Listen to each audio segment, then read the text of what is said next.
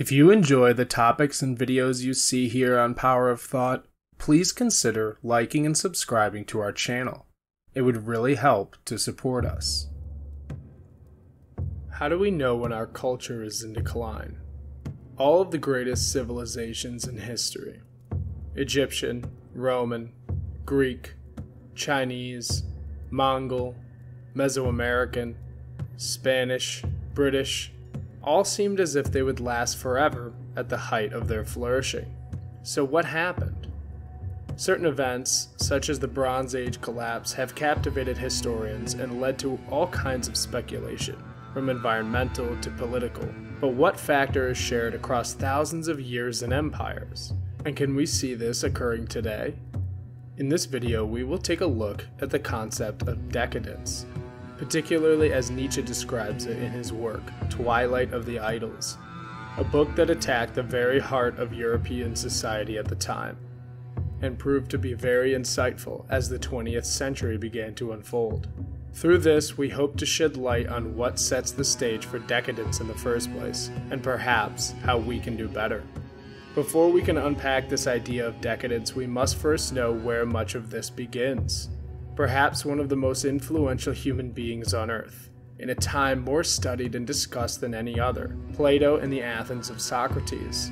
Plato presents Socrates in his battle against the corrupt men of Athens as the salvation of a people stuck under the thumb of lies and confusion. But it is precisely in this good-intentioned philosophy that we get the root of modern tyranny in the West. This is where the noble lie is illuminated. In politics, a noble lie is a myth or lie typically of religious nature, knowingly propagated by an elite to maintain social harmony or advance an agenda. And this is originated by Plato, as described in his famous work, The Republic. Plato's ideas are the result of a radical commitment to reason above all else, something that is useful for battling the corrupt politicians and fake wise men of the time, but dangerous when taken to such levels as it was in the Republic.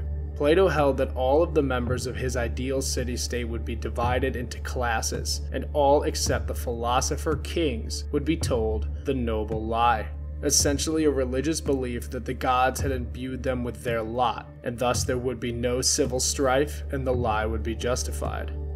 So would we say that this was the beginning of the decline in ancient Athens? Nietzsche would say no. He believed that Socrates was not the savior, nor the one who caused the decadence within the culture of Athens. He believed that Socrates was the result of it, born of that very decadence and on a quest to fight it. Yet where this fight leads is the suppression of man, a stomping out of instinct and passions in favor of the truth, what Plato called the good. What we see here is an attempt to make man moral in the image of a constructed sense of good. But this is dangerous, for all the means by which one has so far attempted to make mankind moral were through and through immoral. The very people that rose to save Athens from its decadence would usher in a new era of oppressive states, and the Republic would go on to inspire and influence political power schemes up through this very day. From censorship to eliminating social mobility, we can see the source of the problem, the ticking time bomb that is used as the foundation for the great empires of history. The exploitation of Plato's noble lie is not meant to lay the blame on him, but simply as an example of the idea that may lead to both the rise and fall of great civilizations. From manifest destiny to Roman glory and everything in between, a binding narrative has been used to act as a target for people to strive towards, a model of what greatness looks like. These noble lies not only provide a goal, but a sense of unity, pride, and vitality in taking part in it. The dawn of great empires occurs during this early period. As long as life is ascending, happiness and instinct are one. But what happens when this narrative runs its course? As generations come and go, as all of the lands are conquered and the communities unified, and the glory seized, what is left for the people to take part in? This is that ticking time bomb. The fact that all of these great civilizations were founded in the first place on a lie. A noble lie, but still a lie.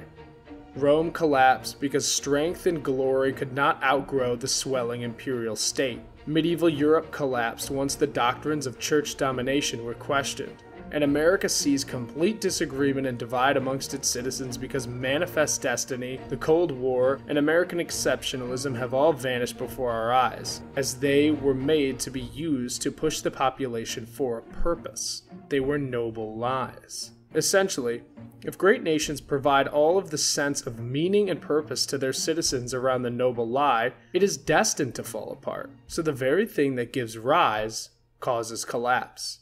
So how do we fix this?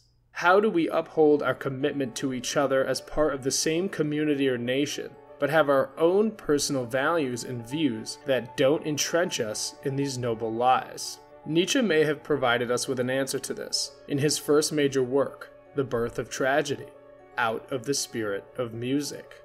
He looked back at the earliest days of ancient Greece, the mystical time of Homer and his stories, and the beginnings of the Greek tragedy.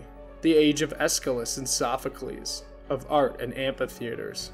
These great tragic plays came from what the Greeks would call the spirit of Dionysus, the god of festivity, madness, and passion. They may have lived thousands of years ago, but the ancient Greeks dealt with many of the same existential questions that we grapple with today. Why are we here? And what is the meaning of life?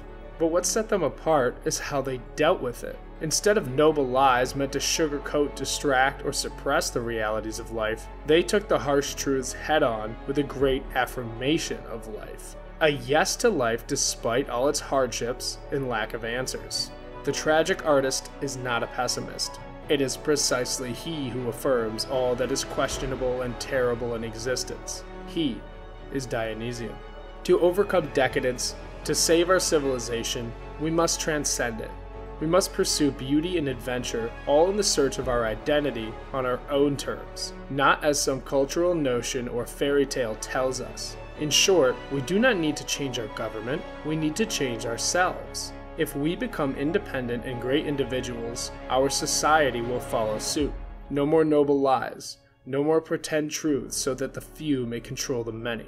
A real society reflective of its people.